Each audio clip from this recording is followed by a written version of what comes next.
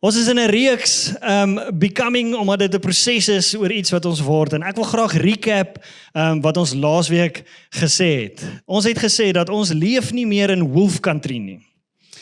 Ons probleem is nie dat ons nie lief het nie. Dis nie ons probleem nie. Ons probleem is dat ons probeer oorleef soos wolwe. Ons probeer oorleef soos wolwe. Ons verdedig, ons reageer en ons probeer wen. Maar 'n lam leef nie soos 'n wolf nie. 'n Wolf moet intimiderend wees, 'n wolf moet vrees by jou wek sodat hy jou kan oorweldig. Maar 'n lam het nie nodig om dit te doen nie, want hy weet dat daar's iemand wat na hom kyk. Hy weet dat daar's 'n skaapwagter wat gekwalifiseerd is en wat moeite sal doen om na hom te kyk. Ons leef soos lamme. Ons is skapies en by Walmart laasweek het ek so 'n oulike fluffy skaap teddy gehad. En toe het ek hom so gewys, ek het nou vergeet om hom saam te bring. Maar toe het ek vir die ouens gesê, is dit nie cute nie? Dis van daai wat jy net so wil vat en so wil snuggle. Dis cute. En toe het ek vir die ouens gesê, ek sal dit nie hier doen nie, want het kan dalk weird wees. So ek gesê, kyk vir die ou langs jou, gryp hom in sy wange en sê vir hom, jy's eintlik cute, man. Dit help ons in ons liefdesreeks sodat ons bietjie anderster na mense moet kyk. Moet dit nie hier doen nie, is bietjie awkward. We are not sent to win, but we are sent to love. En ek wil vandag begin deur hierdie vir jou te lees. The greatest measure of spiritual maturity is not knowledge. It's not gifting or experience, but it is love. The greatest measure of spiritual maturity is not knowledge. Dis nie hoeveel jy weet van die Bybel nie, dis nie jou gawes wat jy het nie, dis nie jou ervaring wat jy het nie, but it's love. En ek wil vandag vir jou verduidelik hoekom ek so sê, want in Korintiërs skryf Paulus vir 'n gemeente wat hierdie spiritual belewennisse gehad het. Hulle het hierdie gifts gehad, hulle het actually gestry oor wat se gift die beste is. Hulle was passionate oor hulle worship services gewees, maar tog sê Paulus vir hulle dat hulle immature was spiritually. Immature spiritually. En ek wil vandag 'n groot stelling maak en hoor hoe val hy in jou hart, bære hom net hier in jou agterkop terwyl ek met jou praat, maar ek dink nie dat baie het verander van die Korinte na tot vandag toe nie. Love is not something we wait to feel. Love is something we choose to become. Liefde begin nie by 'n gevoel nie, liefde begin by 'n besluit. En as ons 1 Korintiërs 3 vers 1 tot 3 lees, dan sê Paulus, brothers and sisters, I could not address you as people who live by the Spirit, but as people who are still worldly. Wat hy eintlik vir hulle sê, en onthou hy skryf nie hierdie vir mense wat nie die waarheid ken nie, hy skryf hierdie vir 'n kerk, hy skryf dit vir 'n kerk en hy sê vir hulle, luister, julle is nog soos die wêreld. En dan sê hy vir hulle eintlik 'n groot insult, en ek weet nie of jy dit al gedoen het nie, of al vir iemand gesê het, of iemand dit al vir jou gesê het nie, maar hy sê vir hulle, julle is soos kindertjies, soos babietjies. Ons almal weet dat as jy in 'n volwasse gesprek is en iemand gedra hom soos 'n kind, is dit nogals redelik 'n irritasie. En baie keer sê ons dit nie, maar ons dink dit, dat hierdie persoon is kinderagtig. En wat Paulus hier vir hulle sê is, julle is kinderagtig. Hy beledig hulle eintlik. Hy sê eintlik vir hulle, luister boys, julle is nog steeds soos die wêreld. Hy sê, for since there is jealousy and quarreling among you, are you not worldly? Die Korintiërs het hierdie geestelike gawes gehad, hulle het hierdie wysheid gehad, hulle was opgeblaas. Die Griekse woord wat gebruik word om hulle te beskryf is dit. Hulle was opgeblaas gewees. Strong worship experiences het hulle gehad, maar Paulus sê vir hulle, julle is infants. Hoekom? Want julle is jaloers op mekaar. Julle is jaloers op mekaar. Daai ou ry nou 'n Fortuner en ek ry 'n Bantam. Moet ek nie daar ry julle nie Fortuners. Hy sê vir hulle, you are spiritually immature. En Paulus vergelyk geestelike volwassenheid, en dit was nogals 'n redelike skok vir daai kerk gewees. Sê hy vir hulle, dit gaan nie oor julle gawes nie, gaan nie oor hoeveel julle weet nie, gaan nie oor hoeveel jy profeteer nie, maar dit gaan oor liefde. It's about love. Nie gawes nie, nie kennis nie, nie ervarings nie, maar liefde. En in ons kultuur vandag sê, is liefde word so verduidelik, dat ek voel iets, okay? En wanneer ek iets voel, dan begin ek anders te dink, En wanneer ek anders dink, dan begin ek doen. Dis ons kultuur. En soos as ek met jou praat, gaan jy agterkom dat dit maak sin. Want ons hele samelewing en al die movies en alles verduidelik dit vir ons so, dat as jy dit nie voel nie, dan gaan jy nie daaroor dink nie, en dan gaan jy nie reageer nie. Maar Christian Swartz skryf in sy boek Three Colors of Love, en hy verduidelik dit in 2 modelle. Hy verduidelik dit in 'n Eros model, en 'n agape model, of agape, net soos wat jy dit wil uitspreek. En ek wil vandag vir jou die eerste model wys. Die Eros model sê, feelings, goeders wat ek ervaar, thinking, en dan begin ek dink, en dan doen ek loving feelings, loving thoughts, en loving deeds. Het julle al mense gesien wat verlief is? Dalk moet van julle nou net afkyk. Maar as jy verlief is, dan werk dit so, jy stap 'n girl verby, of 'n ou, en joh, jy weet nie of jy honger is, en of dit butterflies is in jou maag. Maar sy's pragtig, né? En dan begin jy so bietjie anders te dink oor hierdie girl, né? Anders te dink oor die girl, en dan begin jy tot draf. Want sy draf. Jy staan 5:00 in die oggende op, en jy gaan hardloop saam met iemand wat jy like. Dis stupid. Sorry, het ek het hard gesê, ek dog is my inner voice. Skus. Maar daai gaan ook weer verby, so by the way. Maar dis presies hoe ons leef. Partykeer voel ons nie lus vir iemand nie. Ons voel nie lus nie, en dan dink ek negatiewe gedagtes oor daardie persoon, en op 'n stadium begin ek daardie persoon vermy. Is dit nie so nie? Maar hierdie manier van dink, hierdie Eros model van liefde, vernietig gemeenskappe, vernietig huwelike en gesinne. Ek wil jy met my hoor vandag, want hoeveel keer wanneer ek met mense sit in hulle huwelik, is dit al eintlik te laat. En die goed wat hulle vir my sê is dat ek voel nie meer dieselfde nie. Het jy dit al gehoor?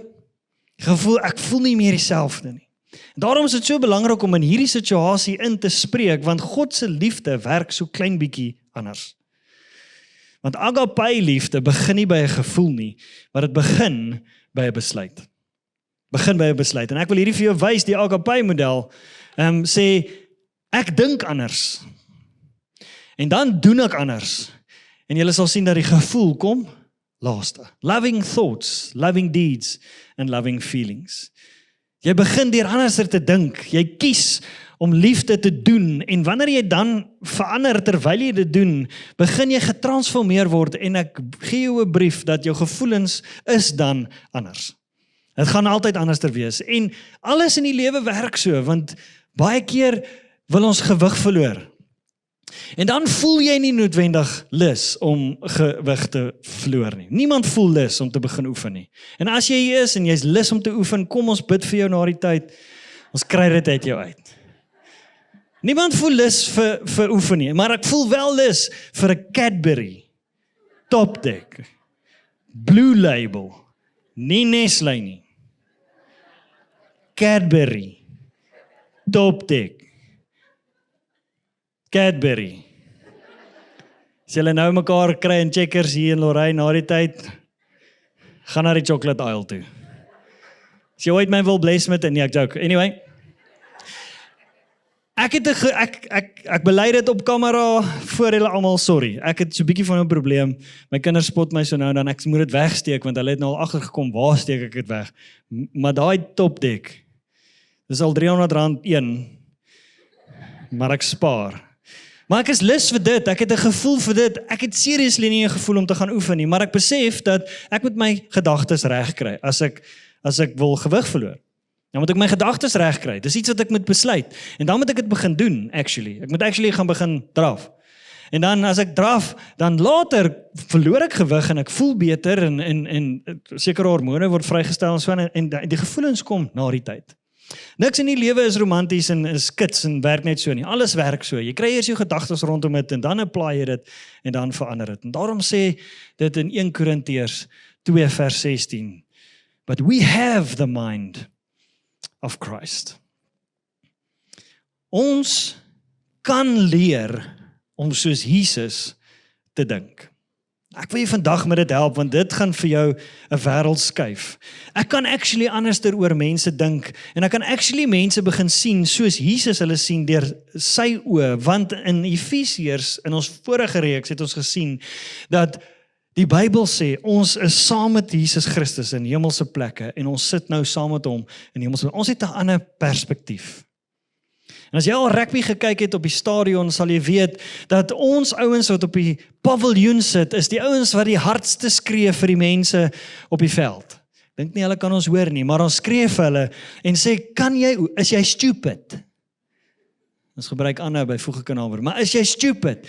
Kan jy nie die gap sien nie? En ek wil vandag vir jou sê dat hy kan regtig nie die gap sien nie, want hy sit nie in die paviljoen en sien wat jy sien nie, hy sien die ouens voor hom, so hy maak baie keer die verkeerde besluit, maar ons het 'n ander perspektief. Hoekom? Want ons het 'n ander posisie wat ons beklee. Ons kyk anderster na dinge. Ek wil vandag vir jou sê is dat Efesiërs sê dat jy kan soos Jesus dink, omdat as jy hom toelaat om met vir jou te wys wat die groter prentjie is in hemelse perspektief, kan jy anderster begin dink. So, wat doen jy wanneer jy nie lus is om vir iemand lief te wees nie? Dis 'n groot vraag. Al die mans dink ek praat nou oor hulle skoonma, maar dis nie waaroor ek nou praat nie. Wat doen jy nou? Jy sit nou hier so, jy sê, Berat is reg, is mooi, ek sal nou lief wees vir mense, maar wat doen ek nou? Want die wêreld sê, wag vir 'n gevoel, maar Jesus sê begin met 'n besluit. Die wêreld sê wag vir 'n gevoel. Met ander woorde, ek is nou nie lus vir 'n ou nie, ek kan nie regtig van hierdie ou nie, sy gesig is nie vir my 'n lekker gesiggie.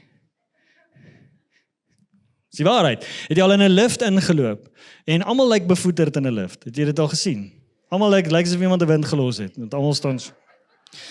As jy instap en so, dan lyk almal vir jou nie lekker mense nie, totdat jy smile, het jy gesien wat gebeur dan smile, dan verander 'n ou se gesig, en dan lyk 'n ou eintlik na 'n lekker ou, dan dink jy, die ou lyk eintlik nogals nie so, hy lyk lekker. Maar as ons nie lus is vir iemand en dan begin ons gedagtes dink oor iemand, en dan begin ons mense vermy. En ek het dit in die eerste diens ook gesê, en ek wil dit nou ook vir jou sê, dit is 'n stryk van die vyand, want ons is gemaak om in gemeenskap met mekaar te wees, ons is gemaak om in 'n community met mekaar te wees, en wanneer jy hierdie ou sien, en hy lyk nie vir jou lekker nie, en jy voel nie lekker oor hom nie, en dan begin jy dit dink, en dan vermy jy hom, dan begin jy jouself isoleer, and the devil isolate you, and then he will violate you. Maar agape liefde sê, ek gaan nou anderster oor jou dink. Hoekom? Want God dink anderster oor jou. En as God anderster oor jou dink, dan moet ek begin anderster oor. Kan julle die thought pattern begin sien? Dis 'n redenasie, dis nie 'n gevoel ding nie, dis 'n kop ding. Ek begin anders te dink, en al lyk jy nog nie vir my na 'n lekker ou nie, gaan ek met jou begin praat, want ek gaan net 'n friendly conversation, ek hoef nie met jou te braai nie. Maar ek gaan bietjie met jou kuier, en ek gaan hoor hoe gaan dit met jou. En dan wanneer ek met jou begin gesels, en bietjie met jou begin kuier, en kom ek agter, yes, maar dit is eintlik nie so moeilikie. Jy is eintlik nogal 'n lekker ou. En dan begin my gevoel met jou te verander. Hoeveel van julle het al dit beleef, dat jy dink iemand is soos wat jy dink hulle is, en dan wanneer jy met hulle begin praat, kom jy agter, hulle is eintlik nice. Hulle skree eintlik vir die WP.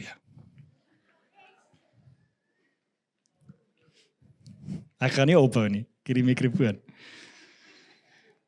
Kan jy 'n skrifgedeelte hoor, en soos dat ek met jou praat, wat ons almal ken, is Romeine 12:2, wat vir ons sê dat renew your mind. Ek dink dis Paulus se grootste uitdaging in die hele Nuwe Testament, is wanneer hy vir gemeente skryf, dan sê hy vir hulle, hou nou op om te dink soos wat julle geleer is. Hou nou op. Begin nou dink soos wat Christus dink. Laat jouself toe om in daai conversations van hemelse plekke te wees, sodat jy kan hoor wat Christus oor jou sê.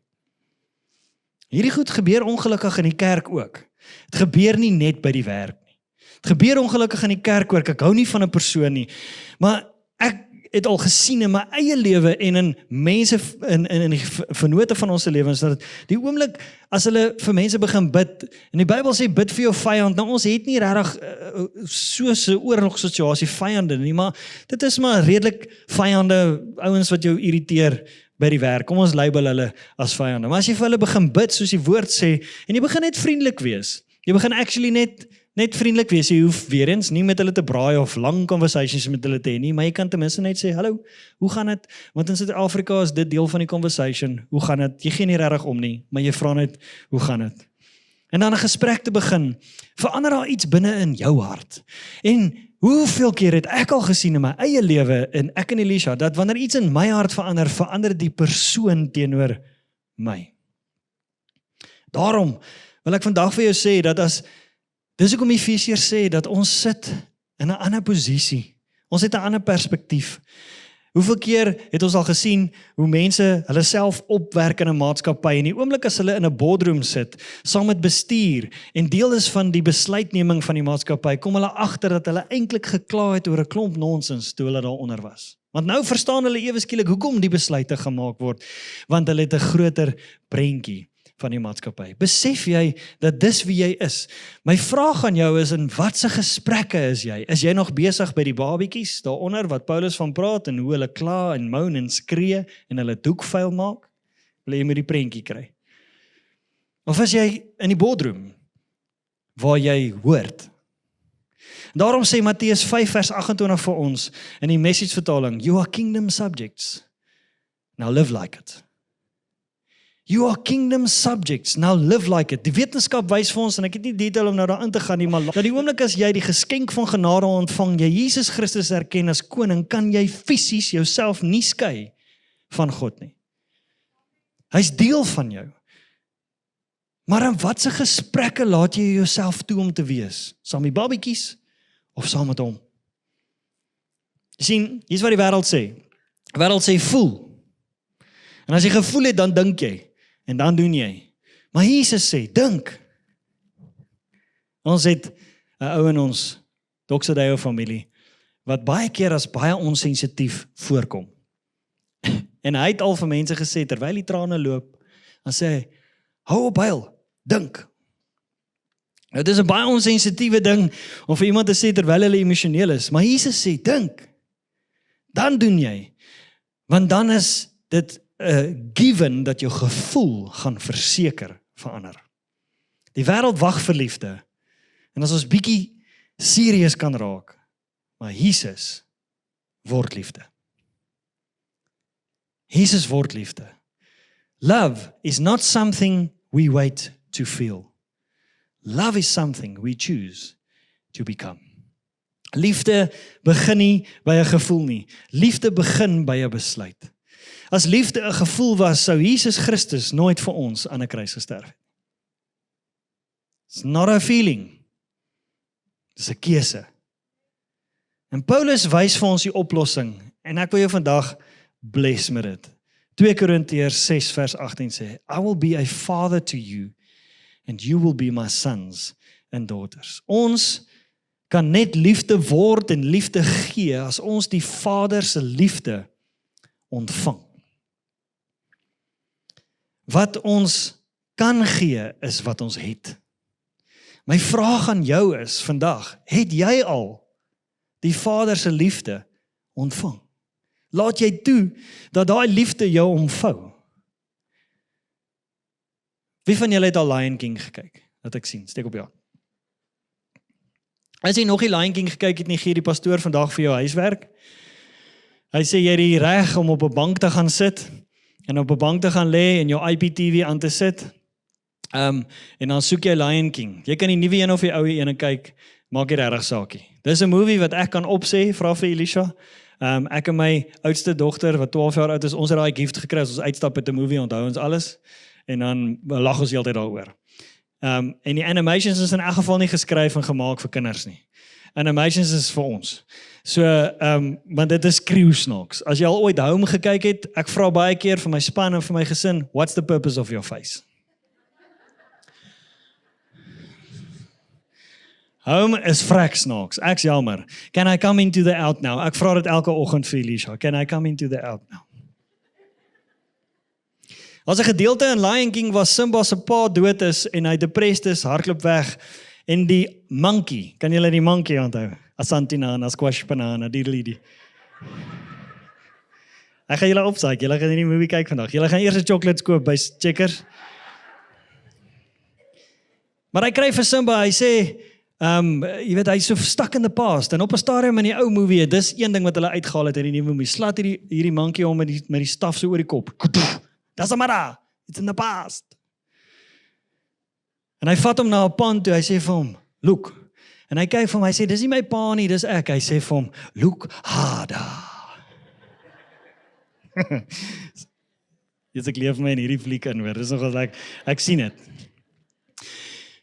En soos wat hy kyk, sien hy sy pa in die refleksie van homself. En hy het hierdie visioen waar sy pa vir hom sê, Simba, remember who you are. Remember who you are.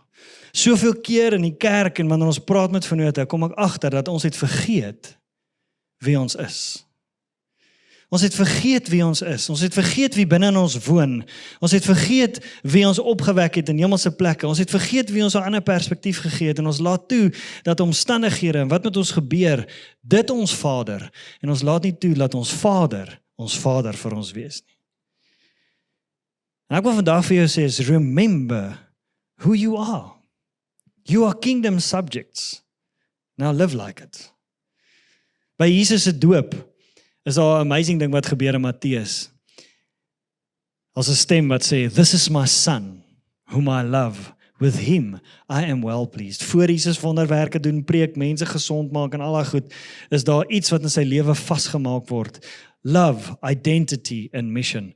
As jy liefde ontvang van die Vader, onverdiende liefde, ontvang van die Vader, is daar iets wat met jou gebeur, 'n identiteitsverandering wat met jou gebeur, jy besef wie jy is, jy's 'n koningskind, en dan verander jou missie heeltemal. Ons ontmoet God in ons storie, maar die oomblik wanneer ons hom ontmoet in ons storie, word ons deel van sy storie. Remember who you are. Jesus het nie liefde geleer nie. Jesus het liefde geword. En ek wil afsluit met 2 stories. En een van die stories is Judas. En ons almal ken vir Judas wat erg droog gemaak het. En ek wil hierdie in Engels vir jou lees. Imagine eating dinner with someone you know will betray you. Imagine washing the feet of the man who will sell you for silver. Jesus het dit gedoen. Want vir Jesus het liefde nie gegaan oor 'n gevoel nie. Dit het gegaan oor 'n keuse. Want liefde begin nie by 'n gevoel nie. Liefde begin by 'n besluit. Selfs die disippels het nie geweet wie dit is nie. Want jy kan in Johannes gaan lees, dat na hy almal se voete gewas het, met almal gekuier het en so aan, het hulle ook nie geweet wie dit is nie. Toe moes hy vir hulle sê, "Oké, ek gaan die brood breek en gee, en dan gaan julle weet wie gaan my verraai." Die disippels het nie eens geweet nie, hoekom? Want Jesus het hom behandel soos 'n ware vriend, met liefde. Dis agape liefde. Liefde wat nie wag vir iets om terug te kom nie, maar dis iets wat ek gee. Nou daarmee saam wil ek baie belangrik vir jou sê, dit beteken nie ons laat alles toe nie. In ons vorige reeks het ons gepraat oor genade en waarheid. Genade eerste, en dan waarheid. Vir hoe lank het ons as kerk bietjie verdwaal en ons het waarheid uitgedeel as pak sla. Maar Jesus kom en hy kom kuier by Saggeus. Dis bietjie weird, ek gaan eers by jou kuier, maar dan ek gaan nie tippie-toe om wat jy verkeerd doen nie, maar ek gaan dit in liefde verpak en vir jou gee. En wanneer ek dit doen, dan verander jy self. Ek het nie nodig om jou te verander nie. Genade en waarheid, maar liefde wag nie vir 'n gevoel nie. Tweede voorbeeld, tweede storie wat ek vir jou wil lees, is waar Jesus interaksie het met die malaatse man. In Markus, en ek gaan dit vir jou lees, dan gaan ek vir jou verduidelik, Jesus was indignant. Nou ek gaan nou vir jou sê wat dit beteken. He reached out his hand and touched the man. I am willing, he said, be clean, met 'n uitroepteken. Indignant beteken daai sterk verontwaardigheid en kwaad wees vir dit wat nie regverdig is nie. Die Woordeboek sê, dis nie 'n gewone kwaad nie, maar dis 'n morele verontwaardiging, wanneer dinge nie reg is nie.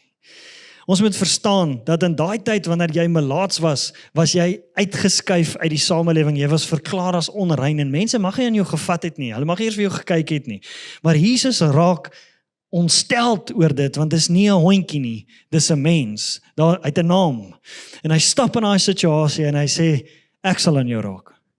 Ek sal aan jou raak, and that is Father's love in action. That is Father's love in action. Ek wil jou hierdie vra, who is the person our world refuses to touch? Is jy daai persoon wat ook, wanneer dinge nie reg is, nie, en ek praat nie van politiek nie, ek praat nie van ekonomie nie, ek praat van wanneer dit kom by mense. Wanneer dinge nie reg is nie by mense, is jy ook daai persoon wat ontsteld raak en in daai situasie intree, of stap jy verby? Hoor hierdie powerful skrifgedeelte. 1 Johannes 4 sê, Dear friends, since God so loved us, we also ought to love one another. Dan gaan hy verder en hy sê, if we love one another, God lives in us, and His love is made complete in us. Wanneer ons mekaar lief het, word God se liefde sigbaar. Dis hoe die wêreld Jesus sien. Nie deur preke en worship nie, maar deur hoe ons vir mekaar lief is. Liefde het 'n gesig en dis Jesus. En as jy hom erken as koning en die geskenk van genade ontvang het en jou lewe word getransformeer, dan is jy daardie gesig. Jy is daardie gesig. Remember who you are. Daarom is dit so belangrik dat in Johannes 13:34 wil Jesus vir sy disippels iets baie belangrik sê.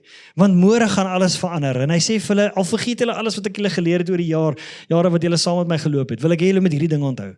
Die mense sal weet dat julle myne is. Die mense sal weet dat julle myne is oor hoe julle vir mekaar lief is. That's the expression of God. Love. Nie hoeveel jy profeteer en hoeveel Bybelversies jy kan onthou nie, maar hoe jy lief is vir mense. Ek wil vir jou sê dat ek wil die druk afhaal, dis hoekom ons hierdie reeks Becoming of Inwording noem, want dis 'n proses. Dis 'n proses, dis hoe ons leer, maar hier's hoe jy leer om anders te dink, jy leer om nie laat gevoelens jou lewe beheer nie, jy leer dat om te gaan sit, die woord te bestudeer, saam met jou familie, wat hierso is, te kuier, want dis ons wat mekaar herinner, onthou jy daai dag toe jy gedoop is, jy is nie meer die ou Bernard nie, so hou nou op om so te lieg, jy lieg bietjie baie. Sorry, as ek dit nie gesê het nie, Brenda, toe maar Abri sal dit fix volgende week. Ons herinner mekaar, hoekom? Nie omdat ek gee nie vir jou waarheid omdat ek voel ek moet dit vir jou sê nie, ek gee vir jou waarheid omdat ek vir jou omgee, omdat ek vir jou lief is, want ek sien dat jy is besig om weg te beweeg van die identiteit wat Christus vir jou gegee het. Ek leer om anders te dink, en dan begin ek ander goeders doen, ek raak betrokke by Street Store, en ek begin goed doen, en ek sê jou nou, as jy daar betrokke is, dit verander jou. Dit verander jou perspektief, verander wie jy is, dit verander jou, ek begin ander goeders doen, en dan saam met die Heilige Gees transformeer hy jou. Weet jy dat 59 keer word die woord mekaar gebruik in die Nuwe Testament? Hoekom? Bear one another's burdens. Ek wil iets rof sê, gaan julle my toestemming gee? As julle sê nee, dan sal ek dit nie sê nie. Wie sê ja? As hy, ek sê. Hoe is dit moontlik dat ons in 'n gemeente staan soos hierdie en die Here aanbid, en ons so, maar ons weet nie wat in die ou se lewe aangaan langs my nie? Hoe is dit moontlik? Hoe is dit moontlik? In ons kultuur het ons so, en veral in ons Afrikaans sprekende kultuur, het ons so is ek en ek alleen, ons weet nie wat in mekaar se lewens aangaan. Ek sê nie, jy moet alles weet nie, want dan baie keer ons ruil hier dit uit as gebedsversoeke, wat eintlik nou in die wêreld maar net skinder is. But bear one another's burden. Sê, weet jy wat, ek weet jy het nie kos in jou huis nie, ek gaan organise, ek gaan vir jou iets kom aflewer, of ek sien, jou grasmasjien het gebreek, ek gaan vir jou 'n bietjie begin, ek gaan jou gras vir jou kom sny. Ek gaan sien, julle gaan op vakansie, kan ek jou huis oppas? Encourage one another. As jy sien iemand gaan deur 'n moeilike tyd, stap ons net verby en sê, hey, hoe gaan dit? Nee, dit gaan goed, jy lieg. Maar die grootste ding vir my is forgive one another. Paulus sê vir die kerk van Korinthe, julle is kinderagtig, julle is soos babietjies, want julle is jaloers op mekaar. Daar is verdeeldheid. Vergewe mekaar. Ek wil vandag vir jou sê, in my werk sien ek te veel mense wat voor my is, wat goeders dra in hulle hart, omdat hulle nie kan vergewe nie, en dit het 'n effek op hulle gesondheid, dit het 'n effek op hulle lewe, en hulle gaan vat dit graf toe. Die lewe is te kort. Die lewe is te kort, ek wil jou mooi vra, tel op die foon, en moenie wag vir 'n gevoel van die ander persoon af, om liefde te ervaar nie, maak die besluit, en sê, ek vergewe jou. Ek is lief vir jou, want die Here is lief vir jou. Ek hou nie van jou nie, but I love you. Moenie dit sê nie. Laaste ding wat ek net wil sê is love one another. Ons kultuur is nie die kultuur van wolwe nie. Ons het nie meer daai kultuur nie, ons neem 'n nuwe kultuur aan. Ons vertrou nou ons herder. Ons weet dat daar's iemand wat na my gaan kyk. Ek het nie nodig om myself te verdedig nie. Ek wil dit hier sê vandag. Ek voel dit, Heilige Gees sê ek moet dit sê. Jy het nie nodig om jou naam te verdedig waar ook al jy gaan nie. Jy het 'n koning. Hy sal dit doen. Hou op om dit te doen. Ek sien te veel hoe mense ons probeer onsself verdedig, but you're not in wolf country anymore. You're in lamb country. Jy het 'n Vader wat vir jou omgee. Hy sal dit doen. But do you trust him? En dis die vraag wat ek jou wil vra. Ek het 'n 12-jarige dogtertjie, haar naam is Emrys. En nou die dag is ons in 'n conversation. Ons is op vakansie en so aan en sy wil iets doen en ek sê vir haar nee. Het julle geweet nee is ook 'n volsin? Noem dit maar net. En sy sê soos, hoekom? En ek besef vir 'n oomblik is dat daar's nie woorde in Afrikaans, Engels, Xhosa, ek weet nie, om vir haar te verduidelik, sodat sy gaan verstaan, hoekom ek nou nee sê nie. Ek kan probeer, maar dit ontstel haar net meer. Want sy kan nie, sy het nie die kapasiteit nie, sy's 12 jaar oud. Ek weet wat kom, en al wat ek kan sê is, babes, trust my. Trust my. En ek kan sien hoe die ratte in daai kant van my se kop krap. En sy werk hom uit. Do we trust God? Glo jy jou herder, dat hy regtig die beste vir jou wil hê? Want baie keer het hy nodig om nee te sê. Of is hy vir jou 'n genie, wat jy die lampie net vryf van pop hy uit, en jy het 'n lysie. En voordat hy jou kan antwoord, dan stap jy uit, want jy moet werk toe gaan. Do you trust God so much, that you will accept his no?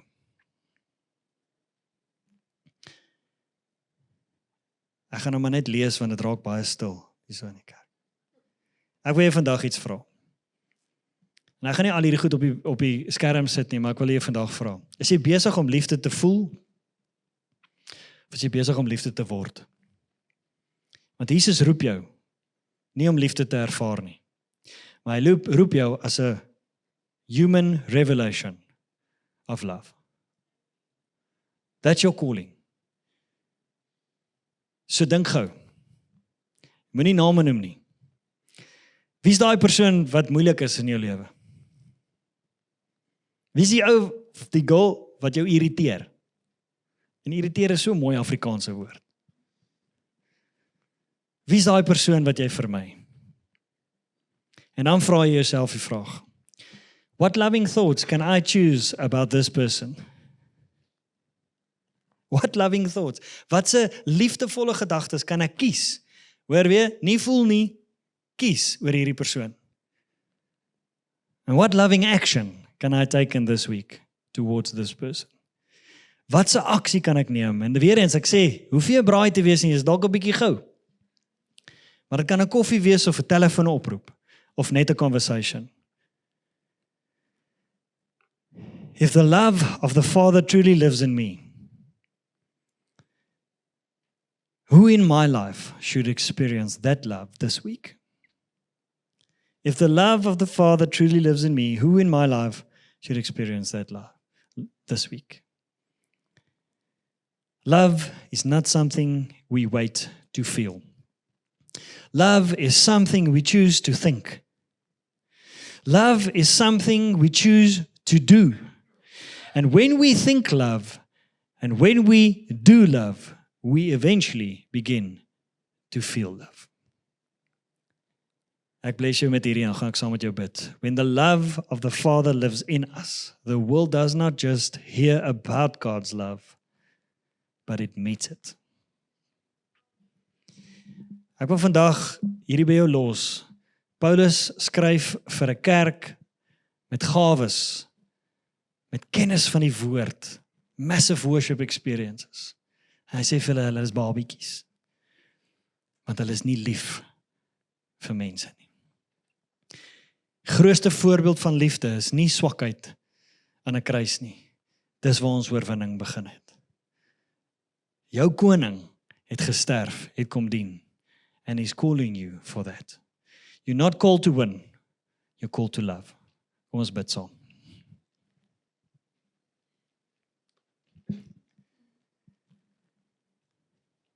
Vader, hierdie is groot. Dis huge. Dis massive. En soos dit ons hier sit, weet ek, terwyl elke oog toe is, Here, dat U is besig om met ons te gesels oor die aksie wat ons nodig het om te neem. En ek weet, Here, hier is 'n challenge. Maar mag ons in Doxodeo Braemar, ook in Doxodeo Walmer en in hierdie stad van PE, Vader, mag U ons help om 'n kultuur te verander. Dat wanneer mense oor 2000 jaar van ons skryf, dat hulle nie weer hoef te skryf dat ons nog steeds soos die Korinte opereer nie. Maar laat hulle dan iets skryf van dat ons het Korintiërs hanteer en ons het ons hele kultuur verander.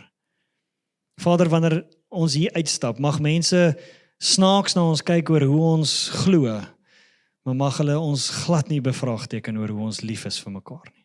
En mag daardie liefde mense aantrek tot U koninkryk. Gee ons vandag en in hierdie week die guts om te doen wat ons vandag die Heilige Gees vir ons gehoor het en vir ons gesê het wat ons moet doen. En mag ons volgende week terugkom, Here Jesus, met stories waar liefde geopenbaar is in ons gesinne, in ons families en by ons werksplek. In Jesus naam. Amen.